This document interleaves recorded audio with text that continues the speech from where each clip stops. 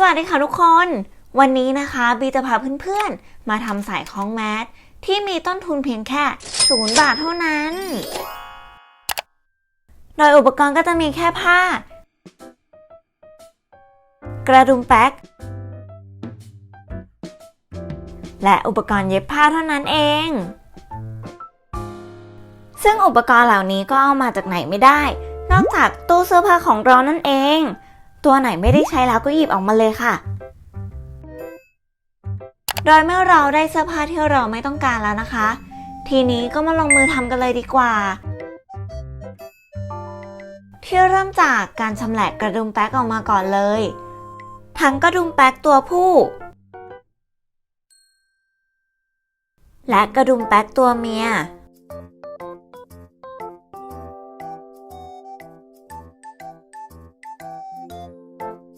ซึ่งเราก็จะใช้กระดุมแป๊กแบบนี้จำนวน2คู่ด้วยกันนะคะ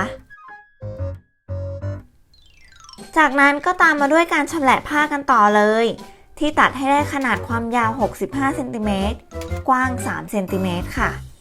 แต่สำหรับข้อจำกัดของเสื้อผ้าที่ตัวใหญ่ไม่มากทำให้ไม่สามารถตัดให้ได้ตามขนาดที่บีแจ้งไปนะคะก็สามารถใช้วิธีการตัดและต่อผ้าได้ค่ะซึ่งบีก็มีวิธีมาแนะนำด้วยนะคะก็คือ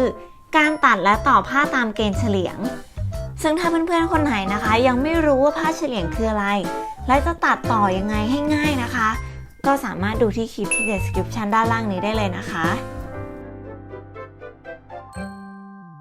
ทีนี้นะคะเราก็จะมาเย็บต่อกันเลยด้วยการพับครึ่งตามแนวยาวและนำไปเย็บเข้ามาจากริมผ้า1ตีนผีค่ะ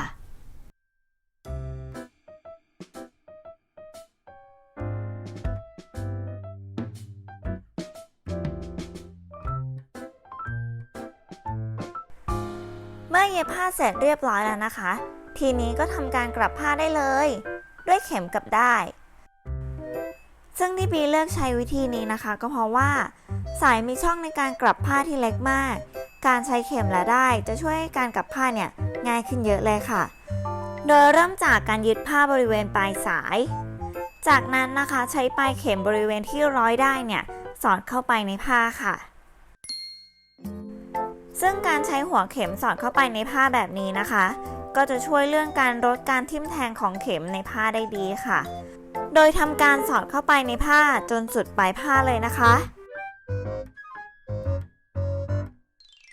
จากนั้นนะคะทำการดึงกลับผ้าค่ะ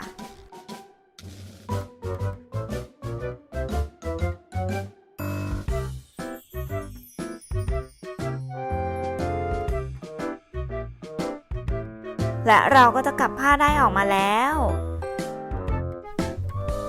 มาร์กตำแหน่งสำหรับจุดพับเย็บที่ 0.5 และ 1.5 เซนติเมตร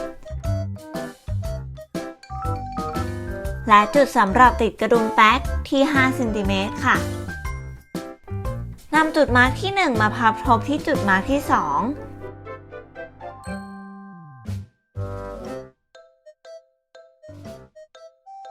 และนำไปเย็บตรงจุดนี้ค่ะเมื่อเสร็จแล้วก็ทำการติดกระดุมแป๊กที่ชิ้นแรกนะคะจะติดบริเวณตรงกลางของรอยพับส่วนชิ้นที่2จะติดตรงตำแหน่งที่มาร์กไว้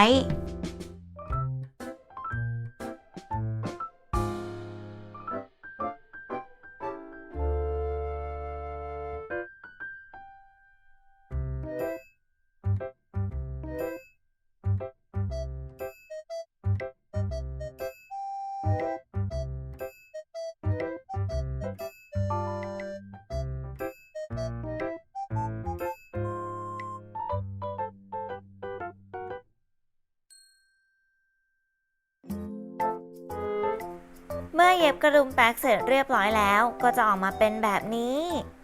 ที่สามารถพับติดกระดุมแป๊กแบบนี้ได้เลยค่ะ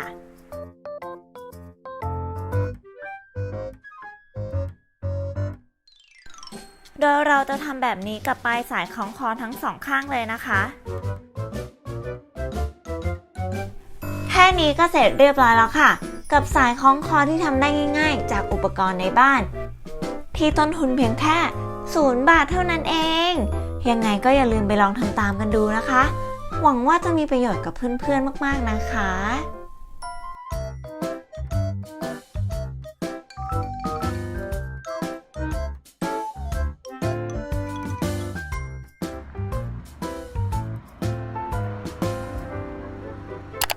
ถ้าชอบก็อย่าลืมกดไลค์ กด subscribe ตรงนี้ด้วยนะคะ